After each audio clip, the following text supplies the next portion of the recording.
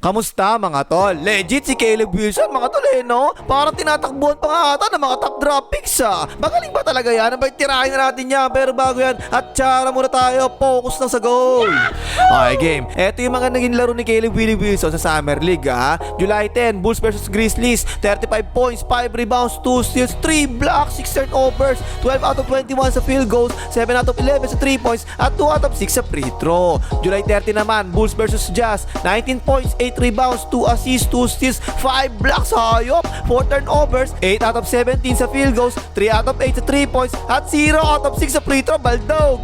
Tapos Bulls versus Wizards naman, 19 points, 8 rebounds, 4 assists, 1 block, 3 turnovers, 7 out of 15 sa field goals, 2 out of 6 sa 3 points, at 1 out of 1 sa free throw. July 16 naman, Bulls versus Lakers, 21 points, 8 rebounds, 2 assists, 1 steal, 1 block, 8 turnovers, grabe, 7 out of 15 sa field goals, at 1 out of 6 lang sa 3 points, 3 out of 5 naman sa free throw. Kita nyo yan mga tol, no? Solid talaga yung stats niya, diba? Offense tsaka defense Halos puro 20 points pataas yung ginawa niya sa 4 na laro, at yung maganda dyan, maganda talaga yung field goal percentage niya Ang total niya sa 4 na laro, 34 out of 63, 54%, mataas yan Kaya pala kahit nung college siya mga tol, kung hindi nyo napansin, ang average niya doon sa field goal percentage siya, mataas talaga, 57.8% Kahit na yung 3 points niya, 25.9% lang. Pero dito sa Summer League mga tol, ang total niya sa 3 points 13 out of 31, 41.9%, nice! Ito muna yung unang laro niya laban sa Grizzlies Ang nakakalaban niya dito si Cameron Diaz-Boozer. Maganda yung 3-point shooting niya rito mga tol Kaya bigla pula, portre, patay ka dyan. Kung makapansin nyo, pumupulap talaga sa 3 points mga tol no? At syempre as usual, kaliwang dribble yung ginagamit niya, tapos bigla pupulap na ganyan sa kanan, portre, patay ka dyan. Ito pa isa, nagpunta sa kanan tapos ibinalik sa kaliwa yung dribble. Mas madali kasi talaga tumira kapag ganyan, diba? Ayan, layo niya, portre, tungkap naman yan. Pero kaysa doon sa mga pull-up mga tol mas nagustuhan ko ito mga catch and shoot na tira niya to kasi ang kakapin niya sa bus, Diyos mga Norgiti, magaling mamasa yun, diba? Kaya catch and shoot, portre, patay ka dyan. Kaya parang ganyan, tingnan mo, importante talaga yung mga catch and shoot sa Bulls mga tol kasi nga, kakapin niya si Diyos mga Norgiti, for sure, mapapasahan siya palagi nun Kaya portre na naman, patay na naman. Ito, pick and roll sila dito. Nasa corner siya, pero normal yan, aangat swing yan, diba? Habang nag-roll yung roller Kaya napasahan na nga siya, catch and shoot na naman, portre, patay na naman. Eto naman, paubos sa shot clock dito Last 3 seconds na lang nalalabi. Kaya after na screen right away, tinira na kaagad niya. Contest tuloy yan, portre, tungkap naman yan. Actually mga tol, eto sa college isang 3-point attempt per game lang ang ginagawa nito. Kaya nagulat talaga ako. First game pa lang, 11 na 3 points kaagad tinira no, portre, baldog na baldog. At tumitira pa kasi malayo sa 3 points Ito, naghahabol sila dito. Kaya tingnan mo, kahit malayo, tinira kaagad niya, portre, tungkap na naman yan. Pero nakashoot naman siya ng dalawang crucial na 3 points sa dulo Lamang ng 5 ang Grizzlies. Last 10 seconds na lang nalalabit. Tinira na kagad niya, portre, patay ka dyan. Pero nakashoot naman ng dalawang free throw ang Grizzlies. Kaya yun, 4 na naman ang lamang nila. Last shot na to, layo nito, portre, patay pa rin, hanip. At tapos, ang daming beses talaga niya nakakuha ng foul dito. Mahilig kasi talaga siya sumalaksak no. Kaya forsado yan na-foul na nga siya dyan. Kaya lang, sobrang sama ng free throw shooting niya rito sa Summer League mga tol no. Kaya tungkab na nga, pero swerte, nakuha niya ulit. Tapos 3 steps ang ginawa, hindi pinituhan ng traveling, patay ka tuloy dyan. Ito pa isa, tinatawan siya ni Cameron Diaz-Boozer Biglang pumula po, ayun sa pulang wrist, pero ka dyan tol.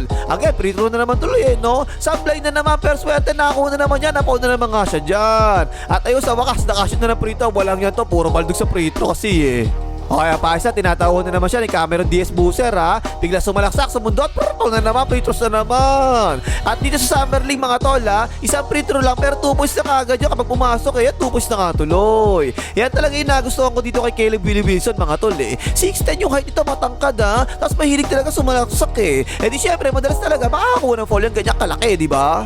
Tapos maganda rin talaga yung release niya no. Actually tingin ko pa nga dyan, parang kapares ng release ni Kobe dati Kaya foul na naman daw sabi ni Rep. Kaya free throws na naman tuloy. 3 free throws dapat yan, diba? Pero isang free throw lang yan mga tol, worth 3 points na kagad. Ayong baldog pa nga, sayang tuloy yung 3 points. Ito pa isa, sobrang dikit sa kanya ni Cameron Diaz-Boozer Bigla niya sila sa kanan, naiwanan, humangtay pa nga, hayop, nice naman.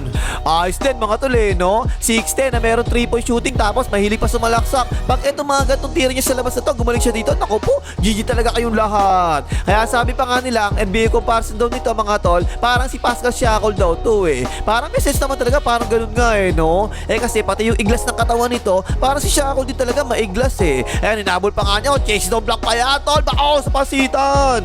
Naka 3 blocks pa nga siya dito, laban sa Grizzlies eh. Ayan yung bunggo, tapos sinabayan pa nga niya, kabit na kabit, bako sa pasitan. Tapos 6'10 to, marunong pang mag-dribble, tsaka mababa ng bola ha. Ayan, station move pa nga ang ginawa, biglang pumeke, bumunggo, sabay binuwaya pa rin, patay pa rin, nice. Yun nga lang, parang medyo hilaw pa ng konti yung dribbling skills eh. O kaya tinan mo, nagawa pa nga siya ng candy dyan eh, oh. Libre-libre through yan, dak-dak. Ang maganda rito kasi sa laban na to, si Cameron Diaz-Buser talaga yung palagi tumatawa sa kanya, tapos nahihirapan siya kadalasan eh, no? Ayan, nice defense na naman niya, sa panang pasa, tapo ng sabaw. O kaya pa isa, tinatawa na naman siya ni Cameron Diaz-Buser. Ayan, screen, nag-switch, nabunggo, nabitawan na naman, tapo ng sabaw. Okay, like mo, hype ka, ano na? Kanina pa nanonood, tingin sa mukha, hindi man lang mag-like eh. Mag-like ka na!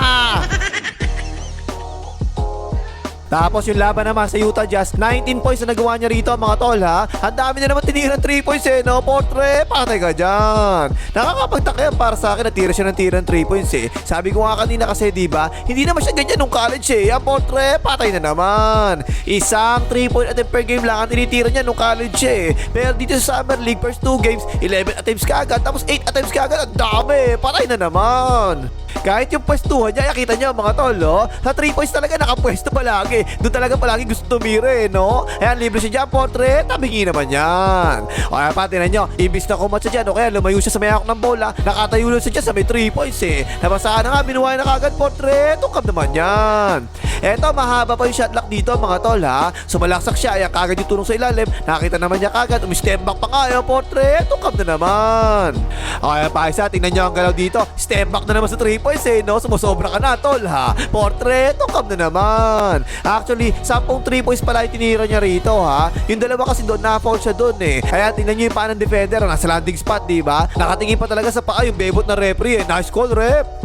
Ayan pa isa, unang-unang pasa pa lang to mga tol ha. Sinapian ng Congressman, binuhay na kagad, Portre, tol na naman. At eto yung interesting dito mga tol eh. 19 points lang kasi yung nagawa niya sa larong ito, pero kasi yung 6 na free throw niya, baldog lahat eh, no? Pati yung 2 3 points dapat, baldog pareho sa free throw eh. Kung iisipin nyo, 2 3 points sa free throw, 6 points na dapat kagad yun. Tapos yung 4 na 2 points pa sa free throw, 8 points na dapat kagad yun. Bali 14 points yun na miss sa free throw sa larong ito eh.